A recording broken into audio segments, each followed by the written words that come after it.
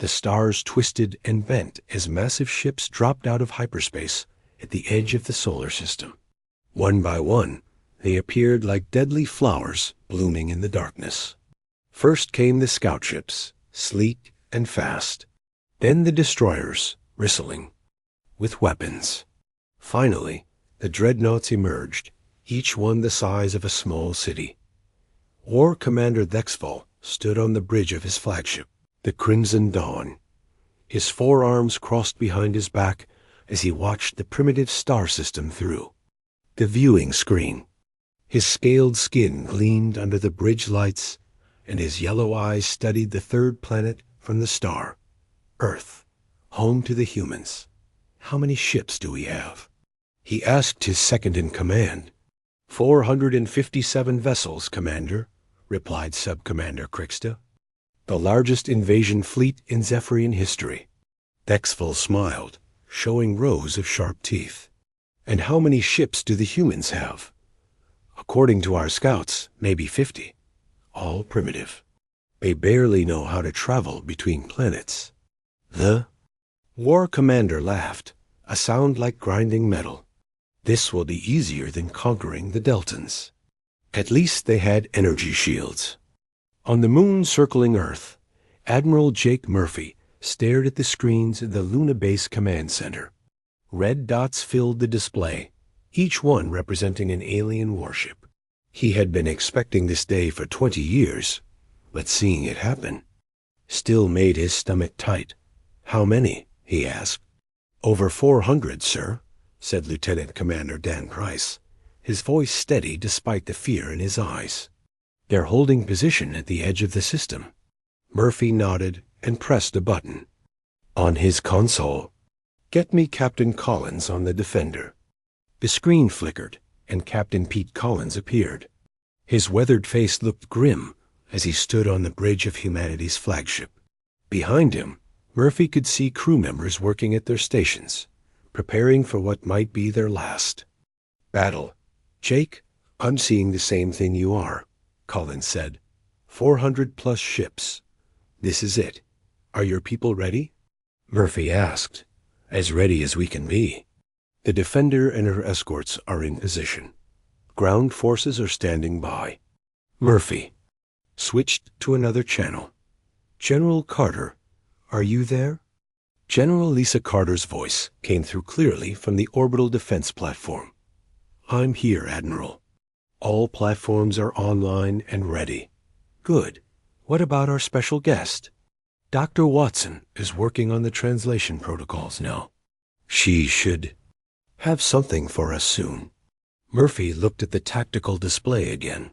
The alien ships were moving slowly toward Earth, taking their time. They thought they had already won. "Commander Brooks, status report on civilian evacuation?" "All major. Cities are at 60% evacuation, sir. We're moving as fast as we can without causing panic." "And Colonel Anderson?" "Ground defenses are ready, Admiral. All railgun batteries are charged and targeting systems are online." Murphy took a deep breath. Everything they had worked for, everything they had built in secret for the past 20 years would be tested in the coming hours. He pressed another button. "Dr. Watson, are you ready to make contact?"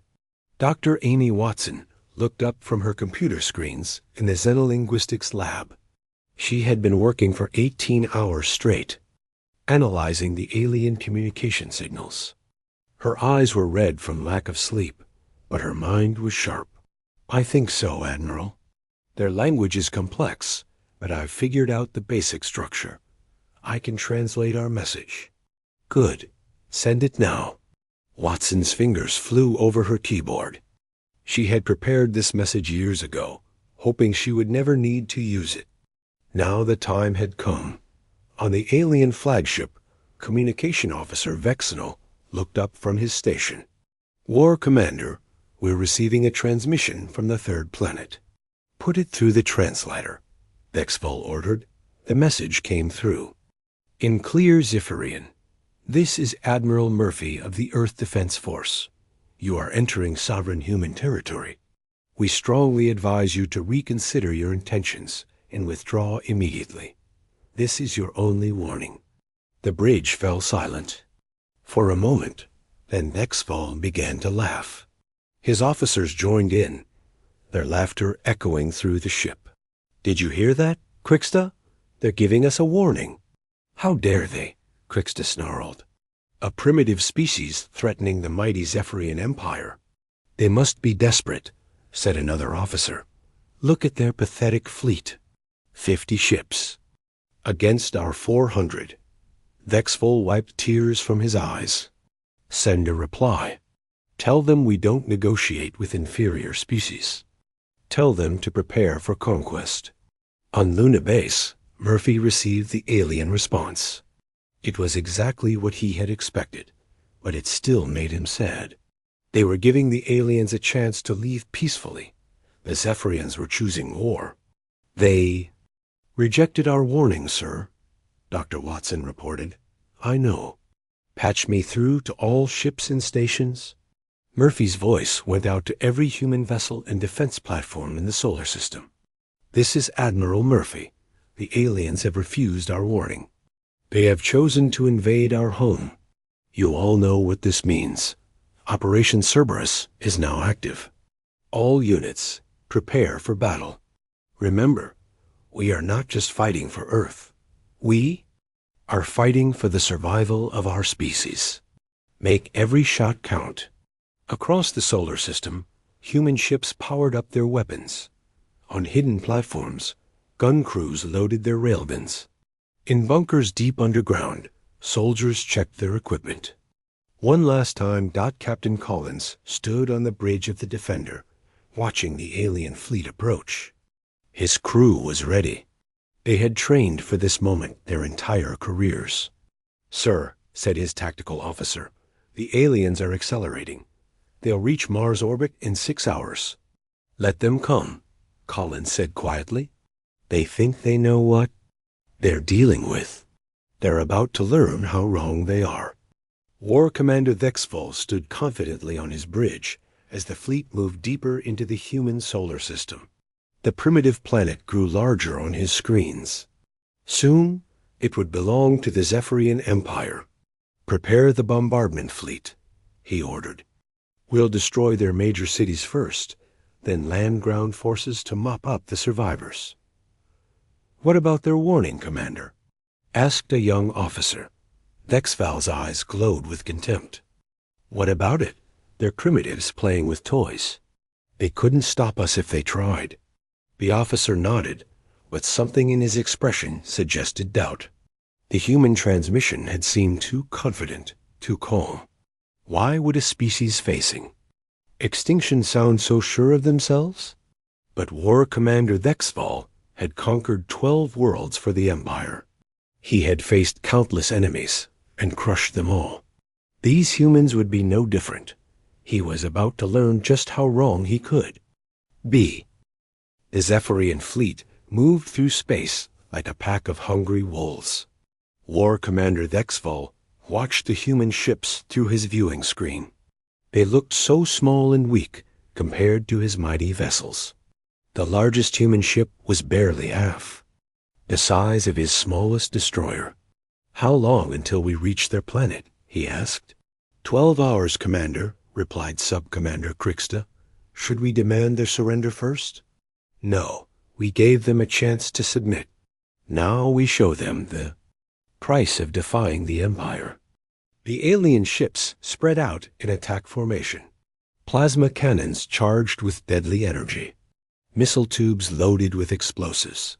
Shield generators hummed to life. The Zephyrian Empire had perfected the art of war over centuries of conquest. Pete Collins stood on the bridge of the UES Defender, humanity's flagship. Through the window, he could see the distant lights of the alien fleet.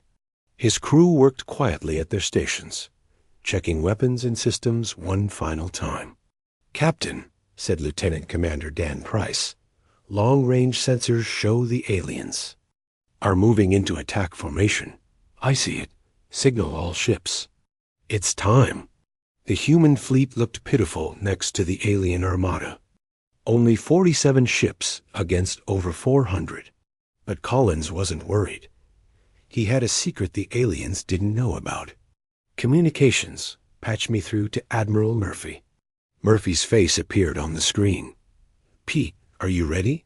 We're ready, Jake. The kids are about to learn why you don't mess with Earth. Good luck, old friend. The screen went dark. Collins turned to his crew. All hands, this is the captain. Today, we fight for our home. Today, we show the galaxy what humans can do. Battle stations. Alarms rang throughout the ship. Red lights flashed as the crew prepared for combat. In the engine room, Chief Engineer Kate Johnson made final checks on the ship's power systems. In the weapon bays, Gunner Sergeant Tony Mitchell loaded the railgun batteries. Lieutenant Commander Price took his position at the helm. He had been flying ships since he was 18 years old. Today, all his training would be put to the test. Captain, all systems are green. We're ready to engage. Take us forward, Dan. Let's introduce ourselves to our visitors.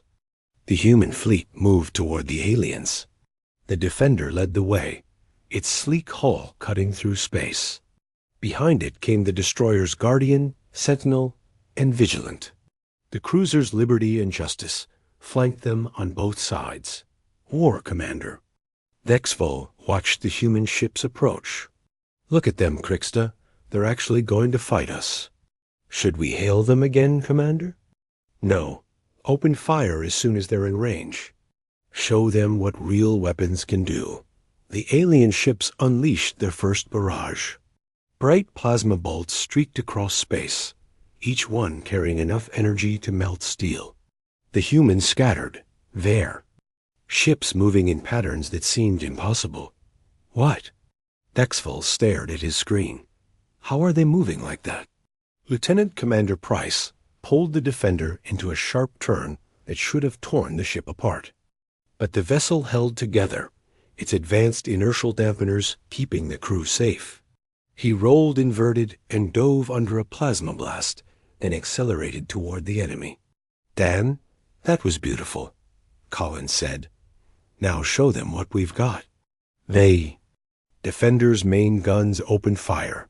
Instead of energy beams, solid projectiles shot out at incredible speed. The railgun rounds hit an alien destroyer before it could react. The ship's shields flickered and died. The hull cracked like an egg. Impossible, Dexval shouted. Their weapons shouldn't be able to penetrate our shields. Sir, they're using kinetic rounds instead of energy weapons, reported his tactical officer. Our shields are designed to stop plasma and lasers, not solid projectiles. More human ships opened fire. The destroyer Vigilant put 3 rounds into an alien cruiser. The Guardian and Sentinel worked together to destroy a Zephyrian battleship. The aliens started to realize they were in serious trouble. On Luna Base, Admiral Murphy watched the battle through the tactical display. Red dots were going out as alien ships died. The human fleet was holding its own, but this was just the beginning. Dr. Watson, what are the aliens saying? Amy Watson listened to the intercepted communications. Her translation software was working perfectly now. They're confused, Admiral. Their officers are asking how we can move so fast and hit so hard. Good. They're about to get more confused. Murphy pressed a button on his console. Colonel Anderson, are you ready? Colonel Beth Anderson sat in the control room of the North American Defense Grid. Around her, technicians monitored the massive railgun. Installations hidden across the continent. Ready, Admiral. We have clear shots on 12 enemy vessels. Fire when ready. The hidden guns fired. From the outside, they looked like communication towers and research facilities. But inside, they were some of the most powerful weapons ever built. The rounds shot out of Earth's atmosphere at 7% of light speed. The Zephyrian ships never saw them coming. 12 enemy vessels simply exploded, their hulls torn apart by the kinetic impact. The alien fleet scattered in confusion. Sir, The tactical officer's voice cracked with fear. The planet itself is shooting at us. War Commander Thexvol couldn't believe what he was seeing. How is that possible? Their technology is supposed to be primitive. Commander, we're receiving reports from across the fleet. Human ships are appearing behind our formations. They're using some kind of advanced drive system. Lieutenant Commander Price grinned as he brought the Defender out of its microjump. The experimental FTL drive had worked perfectly, placing his ship directly behind the enemy flagship. Before the aliens could react, he fired a full barrage into their engine section. The Crimson Dawn shuddered as railgun rounds tore through its hull. Explosions rocked the ship. Lights flickered on the bridge. Damage report, Thexvol demanded. Engine. Room is gone, sir. We're losing power. Hull breaches on decks 5 through 12. The war commander stared at the tactical display. His mighty fleet was being torn apart by a handful of human ships. This wasn't supposed to happen. The intelligence reports said humans were primitives who had barely learned to travel between planets. Sir, we're getting reports of system failures across the fleet. Something is interfering with our computers. Dr. Watson smiled as she watched. Her nanite program spread through the alien network. The microscopic machines were infiltrating enemy systems through their own communication arrays. Soon, the aliens would lose control of their own ships. Admiral, the nanites are working. I've got access to their communication grid and targeting systems. Excellent work, Amy. Can you disrupt their coordination? Already on it. Watch this. False orders began flooding the Zephyrian communication network. Ships turned on their own allies. Formations broke apart as confused captains tried to follow contradictory commands. The organized invasion became a chaotic mess. Sergeant Major Kate Johnson led her Special Forces team through the corridors of a disabled alien ship. The Marines moved with practiced efficiency, their advanced armor protecting them from the ship's toxic atmosphere. Contact front, whispered Corporal Ryan. Brooks over the comb. 4 aliens in the corridor ahead. Take them. The firefight was brief. Human weapons punched through alien armor like paper. The Zephyrians had never faced soldiers this well-trained or well-equipped. Johnson to base, Kate reported. We've secured the navigation section. Downloading their star charts now. Copy. That, Johnson. What's your assessment of their technology? Kate looked at the alien equipment. It was impressive, but not as advanced as she had expected. It's good, but not great. I'd say they're maybe 20 years behind us in most areas. 20 years behind? Yes, sir. Their computers are slower than ours. Their weapons are less accurate. Their armor is weaker. These guys conquered other worlds because those worlds were even more primitive than they are. War Commander Thexvol limped across his damaged bridge. Half his crew was dead or wounded. His flagship was crippled. His fleet was scattered and confused. How many ships have we lost? He asked. 47 confirmed destroyed, sir. Another 63 are heavily damaged. We're receiving surrender signals from 12 vessels. Surrender? Thexvol couldn't believe it. Zephyrian warriors don't surrender. Sir, the humans are accepting surrenders. They're offering medical aid to our wounded. The war commander stared at the tactical display. The human fleet was regrouping, preparing for another attack. But instead of pressing their advantage, they were broadcasting on all frequencies. This is Admiral Murphy of the Earth Defense Force. To all alien vessels, you are defeated. Surrender now, and you will be treated according to the laws of war. Continue fighting, and you will be destroyed. You have 10 minutes to decide. Thexvol. Hands shook with rage and fear. 10 minutes to decide between surrender and death. This was not how the mighty Zephyrian Empire was supposed to meet its end. Sir, his communication officer said quietly, what are your orders? The war commander looked at his ruined fleet, at his dying crew. at the human ships that had appeared from nowhere and torn his armada apart. He thought about the warning they had received hours ago, the calm, confident voice that had advised them to reconsider their intentions. For the first time in his career, Dexfall began to understand that he had made a terrible mistake. Admiral Jake Murphy watched the alien fleet struggle in confusion. The first phase of the battle had gone exactly as planned. Now it was time to show the invaders what humanity was really capable of. All stations, this is Admiral Murphy. Begin Operation Cerberus. Show them what we've been building. Across the solar system, hidden weapons platforms received the signal. For 20 years, humanity had been preparing for this moment. Mining stations that weren't really mining stations. Research facilities that weren't really research facilities. Communication satellites that were actually weapon platforms. The first surprise came from the asteroid belt. What the aliens thought was a mining operation suddenly revealed itself as a massive military complex. Battle stations emerged from hollowed-out asteroids, their guns already trained on the enemy fleet. War. Commander Dexfall stared at his tactical display in horror. Where did those come from? Sir, our scanners show over 100 new contacts. They were hidden somehow. Hidden? How do you hide something that big? Sub-Commander Krixta checked his instruments. They're made to look like asteroids, sir. Our sensors couldn't tell the difference. The hidden battle stations opened fire. Massive railgun rounds shot across space, each one guided by advanced targeting systems.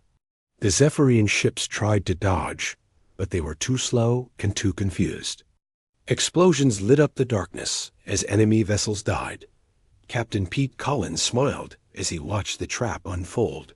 Communications, patch me through to General Carter. General Lisa Carter's voice came through from the Mars defense grid. I'm here. Pete, ready to join the party. The stage is yours, Lisa. Show them what Mars can do. The aliens had ignored Mars completely. It was just another planet, dusty and empty. They had no idea that humanity had been building there for decades. The surface of Mars erupted with light. Massive guns rose from hidden bunkers, their barrels pointed at the stars.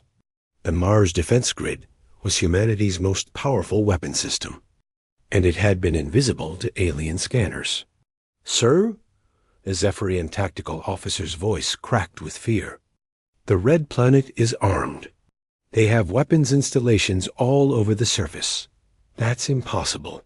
Our scouts reported no military activity. The installations were underground, sir. They're coming up now. The Mars guns fired. Each shot was like a bolt of lightning, crossing millions of kilometers in seconds. The energy beams punched through alien shields like they were made of paper. 12 more enemy ships exploded in brilliant flashes. Colonel Beth Anderson coordinated the attack. From her command center on Earth, target the larger vessels first. We need to break their command structure. Yes, ma'am. Adjusting fire. The colonel switched to another channel. Commander Brooks, how's the evacuation going?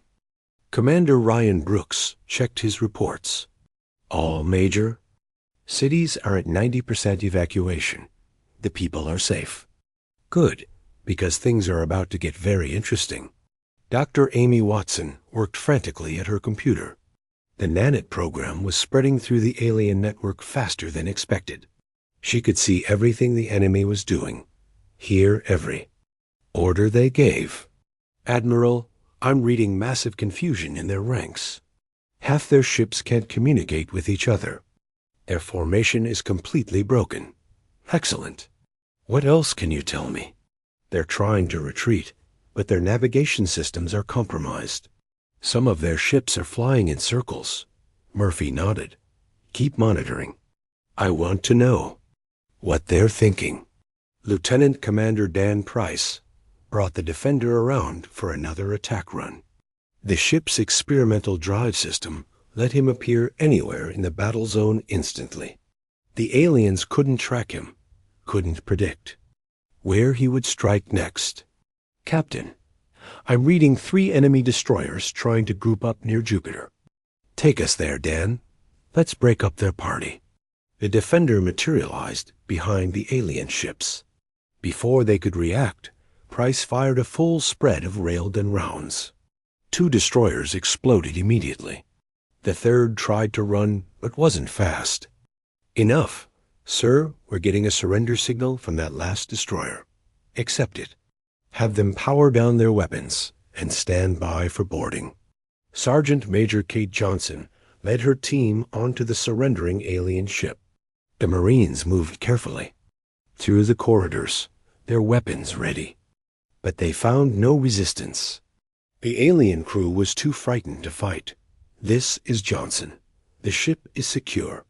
These guys are scared out of their minds. What's their condition? Half of them are wounded. They're asking for medical help.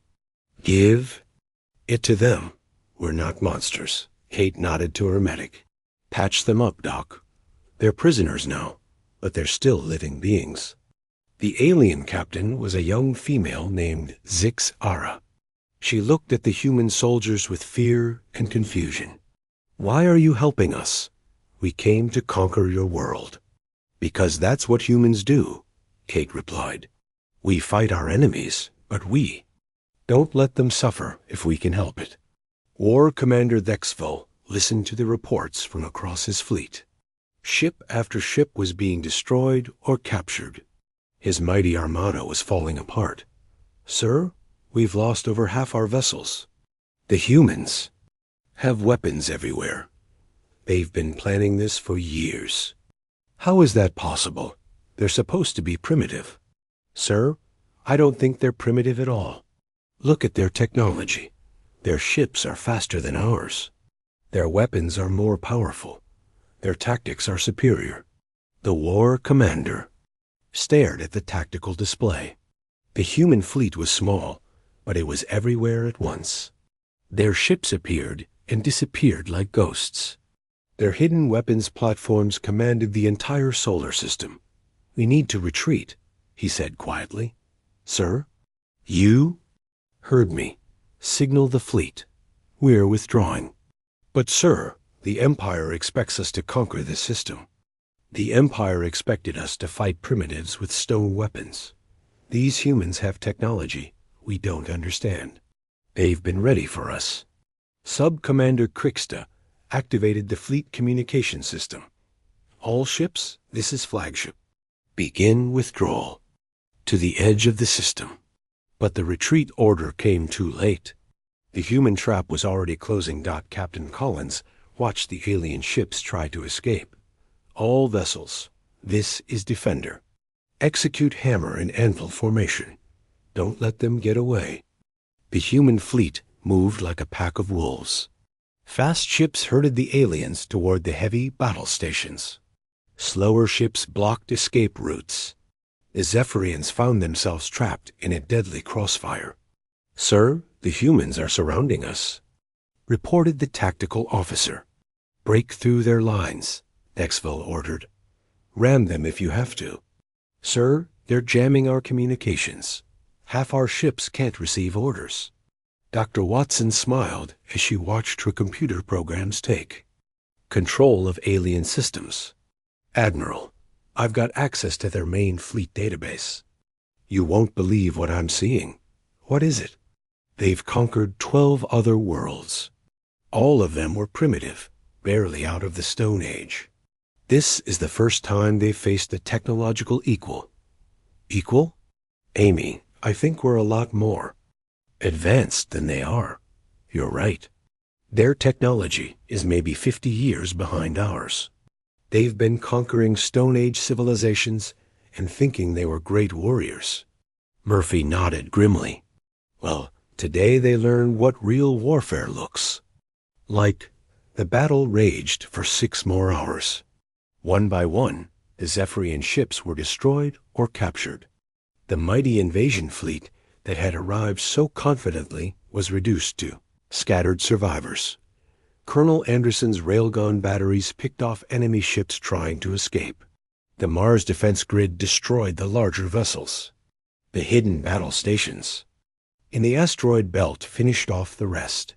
Commander Brooks coordinated the rescue of alien survivors. Medical teams to Sectors 7 and 12. We've got wounded prisoners who need help. Copy that. Are they cooperating? They're too shocked to resist. I don't think they expected us to take prisoners. Lieutenant Commander Price brought the Defender alongside the enemy flagship. The Crimson Dawn was a wreck, its hull cracked and its engines dead. Captain, they're signaling surrender. Accept it. Have them prepare for boarding. Kate Johnson led her team onto the alien flagship. The ship was dark and filled with smoke. Bodies lay scattered across the corridors. The few survivors looked at the human soldiers with a mixture of fear and amazement. "Where's your commander?" Kate asked. A wounded alien pointed toward the bridge. He's up there. Please don't hurt him. We won't hurt anyone who surrenders. You have my word. Kate found War Commander Thexville slumped in his command chair. His armor was cracked, and his yellow eyes were dull with defeat. When he saw the human soldier, he straightened up. I am War Commander Thexville of the Zephyrian Empire. I surrender my ship and my crew to you. I'm Sergeant Major Johnson, Earth Defense Force. You're now my prisoner. How? Thexville asked. How did you do this? We had 400 ships. You had 50. Kate looked at the broken alien commander. We had a lot more than 50 ships, Commander. We just kept most of them hidden. But your technology. Our scouts said you were primitive. Your scouts saw what we wanted them to see. We've been ready for you for 20 years. Thexville stared at her. 20 years? You knew we were coming? We've been listening to your communications for decades. We knew about your empire. We knew you would come for us eventually. So we prepared. The war commander closed his eyes. We ignored your warning. Yes, you did, and now you're paying the price. The Zephyrian fleet was in complete chaos. Ships drifted helplessly through space, their crews either dead or surrendering. The mighty armada that had come to conquer Earth was now nothing more than floating wreckage. Admiral Jake Murphy stood in the Luna Base Command Center, watching the tactical display. Red dots representing enemy ships were going out one by one. The trap had worked perfectly. Status report, he ordered. Sir, we've destroyed or captured over 300 enemy vessels. The remainder are scattered and trying to escape. Are they getting away? No, sir. Our perimeter ships are rounding them up. The Mars defense grid is covering the main escape routes. Murphy nodded. Good. Let's finish this. War Commander Thexville sat in the brig of the UEC Defender, his hands bound with human restraints. Through the small window, he could see the wreckage of his fleet. 20 years of planning, 400 ships, and thousands of warriors. All destroyed in a single day. Captain Pete Collins entered the cell.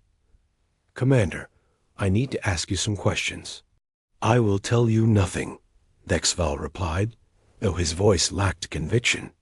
Actually, you don't need to. We've already downloaded your ship's database. We know about your empire. We know about the worlds you've conquered. We know about your plans for Earth. The alien commander looked up with surprise. How? Your computer. Systems are primitive compared to ours. Our cyber warfare specialists cracked your encryption in minutes. Dr. Amy Watson had indeed accessed the entire Zephyrian database. What she found made her sick to her stomach. 12 worlds conquered. Billions of innocent beings enslaved or killed. The Zephyrian Empire was a plague that had spread across the galaxy. Admiral, you need to see this, she said, showing Murphy the files. My God, they've been doing this for centuries. Yes, sir, and according to their records, Earth was next. They were planning to kill 90% of our population and use the rest as slaves. Murphy's jaw tightened. Are there any other human colonies mentioned in their files? No, sir. As far as they know, Earth is the only human world. They have no idea about our other colonies. Good. Let's keep it that way. The secret that the Zephyrians didn't know was that humans had been spreading across the galaxy for decades. While Earth appeared to be their only world, there were actually 57 human colonies scattered among the stars. Each one was hidden, protected, and connected to the others by quantum communication networks. Lieutenant Commander Dan Price was leading a squadron of fighters in pursuit of fleeing alien ships. His experimental FTL drive let him appear anywhere in the solar system instantly. The enemy ships couldn't escape him. Contact ahead, reported his wingman. 3 destroyers trying to reach the jump point. Copy that. Let's cut them off. The human fighters materialized in front of the fleeing ships. The aliens tried to change course, but it was too late. Price's squadron fired a coordinated barrage that disabled all 3 vessels. This is Lieutenant Commander Price to fleeing. Vessels, you are surrounded. Surrender now, and you will be treated well. Continue to resist, and you will be destroyed. The alien ships powered down their weapons. Another victory for humanity.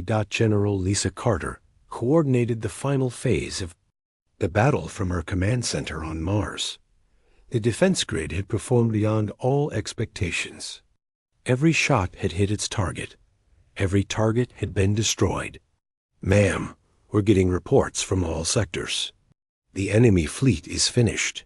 Only scattered survivors remain. What about their flagship? Captured by the Defender. War Commander. Thexvel is in custody. Carter smiled. Signal Admiral Murphy. Tell him Mars sends its regards. Colonel Beth Anderson's railgun batteries had been silent for an hour.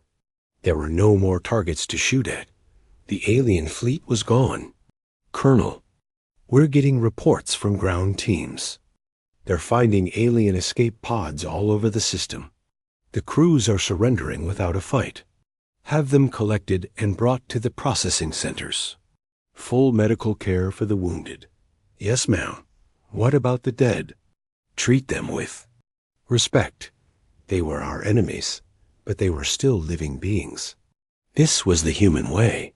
Even in victory, even against invaders who had come to destroy them, humans showed mercy to the defeated. Sergeant Major Kate Johnson stood in the cargo bay of the Defender, watching as alien prisoners were brought aboard. Most were wounded. All were frightened. They had expected to conquer Earth in a few hours. Instead, they had been utterly defeated. Johnson, report to the bridge. Came the order over the intercom. Kate found Captain Collins and Admiral Murphy studying the captured Zephyrian data. Sergeant Major, we need your assessment of their ground forces. Sir, they're not impressive. Their armor is weak, their weapons are primitive, and their tactics are outdated. Any one of our Marine units could handle 10 of their ground teams. What? About their physical capabilities? They're actually weaker than humans, sir. Lower bone density, less muscle mass, slower reflexes. They've been conquering Stone Age civilizations. They've never faced real resistance. Murphy nodded. That explains a lot. They thought they were great warriors because they'd never fought.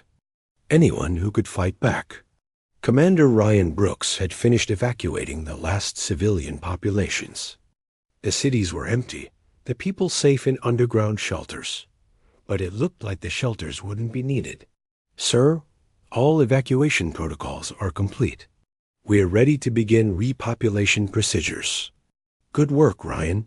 Tell the people they can start coming home. The danger is over. Brooks switched on the planetary communication system.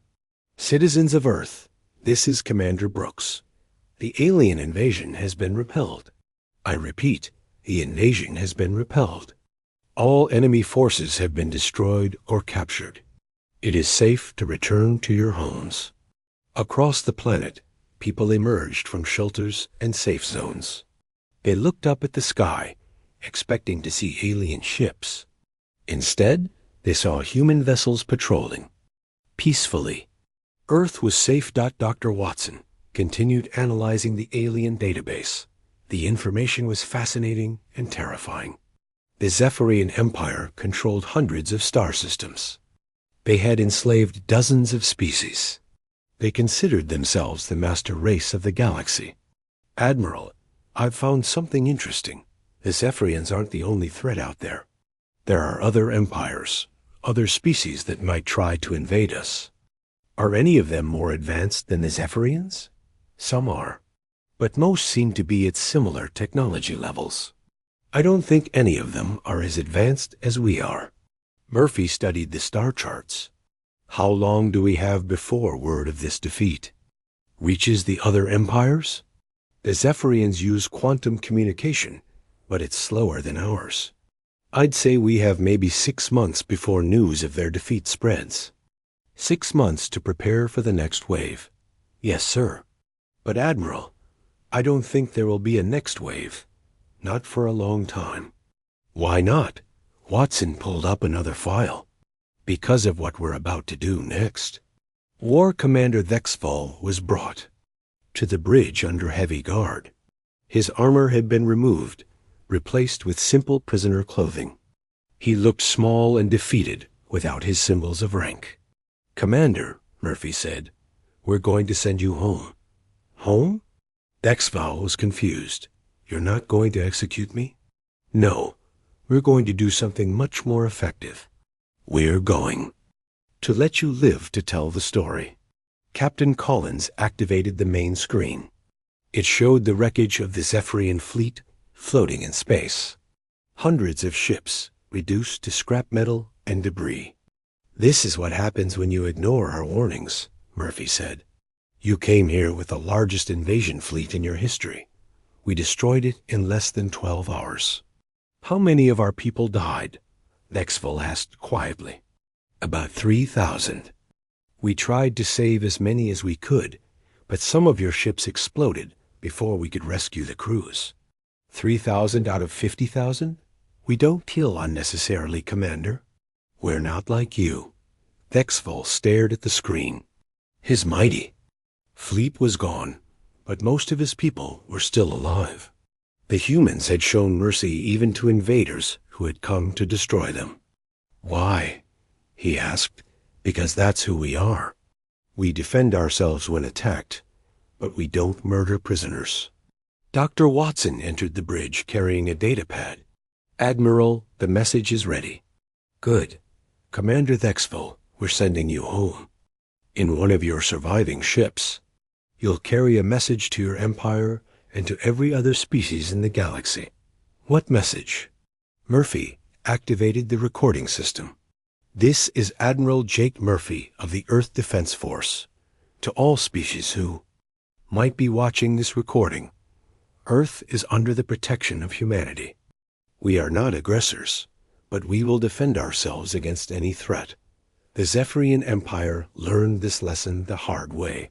We suggest you learn from their mistake. The recording showed highlights of the battle. Human ships appearing from nowhere.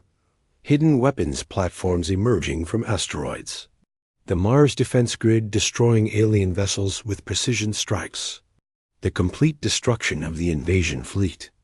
We gave the Zephyrians a warning. Murphy continued. We told them to reconsider their intentions. They chose to ignore that warning. This is the result. We hope other species will be wiser.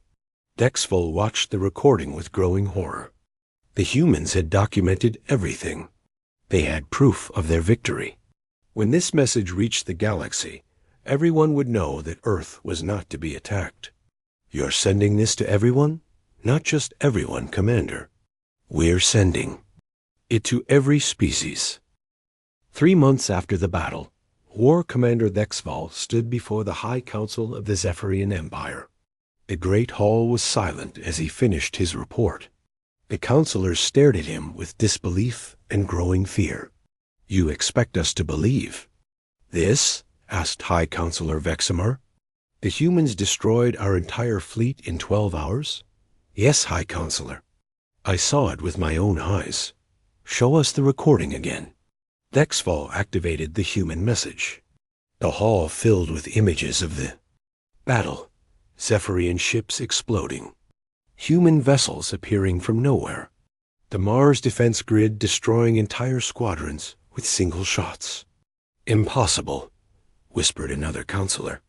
Their technology is supposed to be primitive. That's what we thought, Dexfall replied. We were wrong. They've been preparing for us for 20 years. They knew we were coming. How could they know? They've been listening to our communications. They know about our empire. They know about the worlds we've conquered. They've been watching U.S. and preparing their defenses.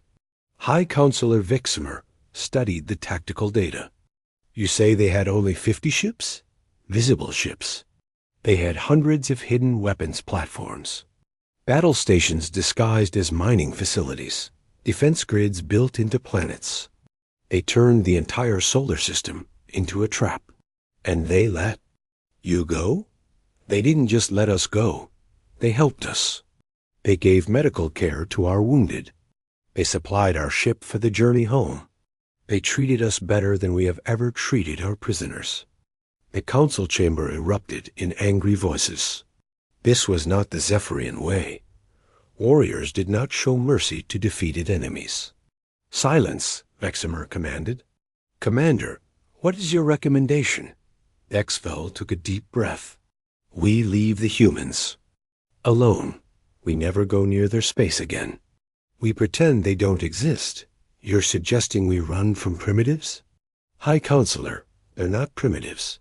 They're more advanced than we are. They're stronger than we are. They're better warriors than we are. And they gave us a warning before the battle. They told us to reconsider our intentions and withdraw. We ignored that warning, and we paid the price. On Earth, Admiral Jake Murphy sat in his office reading reports from across the galaxy. The message was spreading faster than expected. Every species with quantum communication had received the recording of the battle. Admiral, we're getting responses from multiple alien governments, reported Dr. Amy Watson. Most of them are offering diplomatic contact instead of threats. Any hostile responses? A few. But they're all from species that are less advanced than the Zephyrians. The major powers are all requesting peaceful contact. Murphy nodded. What about our colony worlds? All 57 colonies have reported in. They're ready to reveal themselves to the galaxy. The Council of Worlds is waiting for your signal. Send it. It's time for humanity to step onto the galactic stage. Captain Pete Collins stood on the bridge of the Defender, now orbiting Mars. The ship had been repaired and upgraded with technology recovered from the Zephyrian fleet. Not that they needed it. Human technology was already superior in most areas. Sir, we're receiving a transmission from the Alpha Centauri colony. Put it through. The screen showed Admiral Sarah Kim, commander of the Alpha Centauri Defense Force. Behind her, Collins could see the massive orbital shipyards that had been hidden from galactic view for 30 years. Pete, we're ready to begin Phase 2. The shipyards are operating at full capacity. We'll have the new fleet ready within 6 months. Good. How many ships? 2,000 vessels. All equipped with the latest technology. All crewed by volunteers. From across the colonies. Collins smiled. The galaxy is about to get a very big surprise. Dr. Watson had been monitoring alien communications for weeks. The reactions were exactly what they had hoped for. Fear, respect, and a desperate desire to avoid humanity's anger. Admiral, the Altarian Empire just sent a formal apology for their past aggressive statements toward Earth. They're offering trade agreements and scientific cooperation. What about the Draconian Confederation? They've withdrawn all their fleets from human space. They're requesting a non-aggression pact. And the Zephyrians? Complete radio silence. They're not responding to anyone's communications. I think they're too embarrassed to show their faces. Murphy laughed. I almost feel sorry for them. Almost. Lieutenant Commander Dan Price was leading a diplomatic mission to the Kepler 442 system. His ship, the UES Ambassador, was one of the new vessels built with hybrid human-alien technology. It was faster and more advanced than anything the galaxy had ever seen. Sir, we're receiving a welcome signal from the Kepler Defense Force. They're requesting permission to escort us to their capital. Granted, let's be polite. The alien escort ships were impressive, but Price noticed they kept their distance. They were afraid of what the human ship might do if they got too close. This is Fleet Admiral Zorthik of the Kepler Defense Force. Welcome to our system, humans. We are honored by your visit. Thank you, Admiral. We come in peace, seeking friendship and cooperation. We have heard of your capabilities. We wish to assure you that Kepler has no hostile intentions toward humanity. Price smiled. We appreciate that, Admiral. We have no hostile intentions toward you either. We're here to establish peaceful relations. But the alien's nervous tone told Price everything he needed to know. The galaxy was terrified of humanity. The recording of the battle had done its job. General Lisa Carter had been promoted to head of the Solar Defense Command. Her job was to make sure no other invasion fleet ever reached Earth. The Mars defense grid had been expanded and upgraded. New weapons platforms were being built throughout the solar system. General, we're detecting a large fleet at the edge of the system. They're broadcasting identification codes. Whose codes? They're human, ma'am. It's the colonial fleet from New Terra. Carter smiled. About time. Clear them for approach. The colonial fleet was massive. 500 ships, all bearing the flag of the United Human Colonies. They had been hidden in distant star systems for decades, waiting for the right moment to reveal themselves. This is Admiral Chun of the colonial fleet. Good to see you again, Lisa. Good to see you too, David. How are the outer colonies? Thriving. We've got 62 worlds now, and more colonies being established every year. The galaxy is about to learn that Earth was never alone. Commander Ryan Brooks had been assigned to the new diplomatic corps. His job was to establish friendly relations with alien species while making sure they understood humanity's strength. Sir, we're getting requests for diplomatic contact from over 100 species. Everyone wants to be friends with humanity. That's a good problem to have. Schedule the meetings. But make sure they all understand the terms. Which are, we'll be friends with anyone who wants to be friends with us. We'll trade with anyone who wants to trade fairly. We'll defend anyone who asks for our protection. But we won't tolerate aggression against human worlds or human allies. And if they don't like those terms, then they can ask the Zephyrians how that worked out for them. Sergeant Major Kate Johnson was now training the new Colonial Marine Corps. Recruits came from all 58 human worlds, the best and brightest of humanity's defenders. Listen up, Marines, she told her latest class. The galaxy knows we're here now. Every species out there has heard what happened to the Zephyrians. Most of them are scared of us. Some of them respect us. A few of them might still want to fight us. What's our job, Sergeant Major?